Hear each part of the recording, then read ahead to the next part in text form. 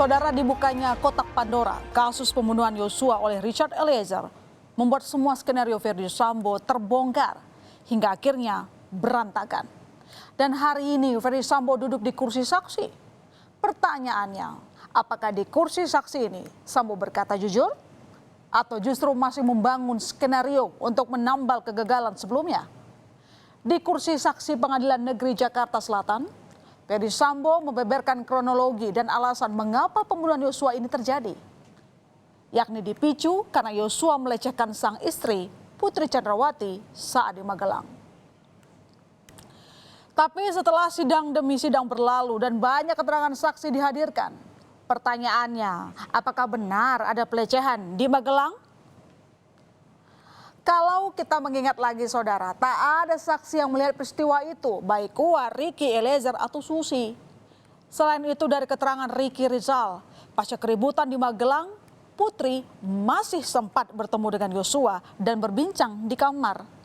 Dan yang membuat hakim menilai janggal terkait sikap atau reaksi Sambo usai mendapat laporan dari istrinya tentang peristiwa di Magelang.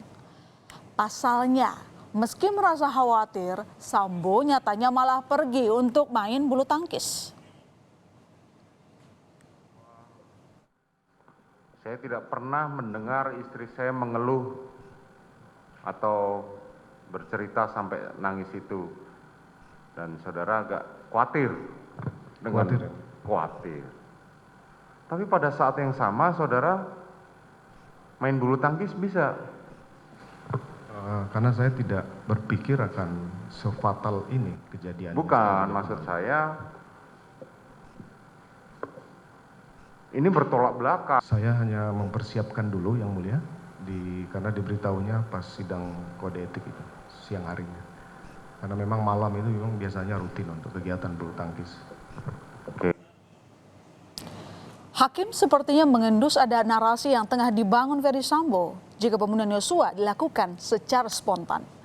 Saat itu Verdi Sambo menyatakan rencana awal akan mengonfirmasi Yosua usai pulang dari bulu tangkis. Namun tiba-tiba Sambo mampir lewat ke Duren 3. Hal ini dinilai hakim tidak masuk akal karena tidak sesuai dengan keterangan saksi prayogi Azhar Romer dan petugas Patwal. Kejanggalan lain yang diendus oleh hakim dari kesaksian Verdi Sambo adalah soal senjata. Saat itu setelah Yosua tewas ditembak Eliezer, Sambo pada kesaksiannya mengaku panik dan spontan membuat skenario tembak-menembak dengan menembak dinding menggunakan senjata milik Yosua yang kata Sambo berada di pinggang Yosua.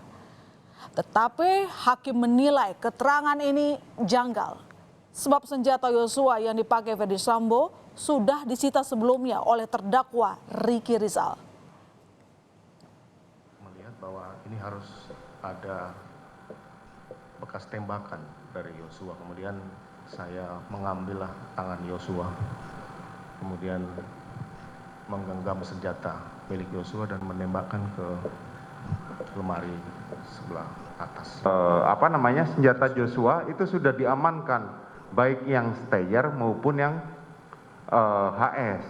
Ya, Tapi saudara mengatakan tadi, saya nembak pakai senjatanya itu kok. Saya sampai hari konfirmasi yang mulia tidak pernah mendapat laporan dari ketiga terdakwa ini bahwa senjata Yosua sudah diamankan. Di sidang hari ini ada pengakuan menarik dari Verdi Sambo, saudara. Verdi Sambo merasa diuntungkan dengan rusaknya CCTV di Duren 3. Matinya CCTV ini membuat Sambo percaya diri untuk membuat skenario tembak-menembak karena tidak ada bukti. Maka saya yakin saja bahwa itu rusak karena saya tidak tahu, saya percaya aja seandainya itu hidup itu pasti tidak akan seperti ini. Kemudian saya tahunya itu pasti rusak pada saat olah TKP kedua yang mulia. Pada saat olah TKP yang kedua. Beruntung itu rusak. Kalau itu tidak rusak pasti saya juga tidak akan berani membuat cerita seperti ini. Kalau tidak rusak saya tidak akan berani seperti ini. Pada 10 Juli, 2 hari setelah terbunuhnya Yosua, terungkap jika Sambo memang memberikan hadiah bagi terdakwa Eliezer, Ricky Rizal, dan Kuat Maruf. Namun Sambo menyebutnya dengan bahasa yang lebih halus, yakni jaminan hidup bagi ketiganya dalam rangka terima kasih karena sudah membantu skenario yang dibuatnya. Menyampaikan bahwa apa hasil keterangan yang sudah ada dipertahankan saja karena ini dalam rangka untuk menyelamatkan Richard yang mulia. Kemudian saya sampaikan bahwa terima kasih kamu sudah sesuai dengan apa yang saya harapkan. Saya akan merawat keluarga kamu, saya akan membiayai kamu beserta keluarga karena sudah membantu menjalankan cerita yang saya buat yang mulia. Richard dibayar 1 M, terus Ricky dan Kuat 500 juta dijanjikan. Itu terrealisasi tidak? Sementara kan belum yang mulia. Skenario Sambo yang makin kesini makin berantakan, membuat ajudan dan anak buah yang awalnya mendukung akhirnya berbalik arah menyudutkan Sambo. Yang pertama kali melawan tentu saja Richard Eliezer, si pembuka kotak Pandora. Lalu satu persatu bekas anak buah Ferdy Sambo mulai mengungkapkan jeritan hatinya setelah mereka sadar telah terseret dan menjadi korban dalam skenario pembunuhan Brigadir Yosua. Karir di kepolisian hancur, bahkan hingga duduk di kursi terdakwa, membuat air mata anak buah Sambo tumpah di pengadilan. Saat ini saudara juga dijadikan terdakwa di perkara ini. Bagaimana perasaan saudara? Sedih yang mulia. Kenapa sedih? Saya hanya bekerja aja yang mulia. Bagaimana? Hanya bekerja yang mulia. Hanya Menjalankan bekerja perintah. saja. Siap. Dan saudara sebelumnya? Wakaden Paminal. Wakaden Paminal. Kemudian saudara dibohongin seperti ini. Saudara sudah di PTDH dan sekarang saudara menjalani pidananya. Kesal, marah.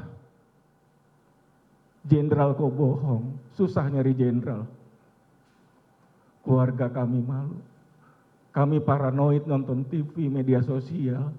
Jenderal kok tega menghancurkan karir. 30 tahun saya mengabdi, hancur di titik nadi terendah pengabdian saya. Belum yang lain-lain yang anggota-anggota hebat Polda Metro Jakarta Selatan kami. Bayangkan majelis hakim, kami Kabag Gakum yang biasa memeriksa polisi yang nakal, kami diperiksa. Bayangkan majelis hakim bagaimana keluarga kami. Ada yang melawan, ada pula yang tetap setia berdiri di sisi Ferdy Sambo, yakni Ricky Rizal dan Kuat Maruf. Meski berulang kali diragukan dan diperingatkan oleh majelis hakim, Ricky dan Kuat tetap kekeh pada kesaksiannya yang tak jauh berbeda dengan kesaksian Ferdy Sambo.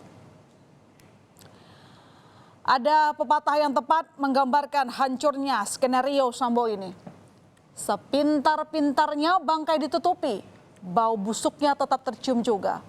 Serapi-rapinya Ferdy Sambo berusaha menutupi kejahatannya. Pada akhirnya kebenaran yang akan membongkarnya.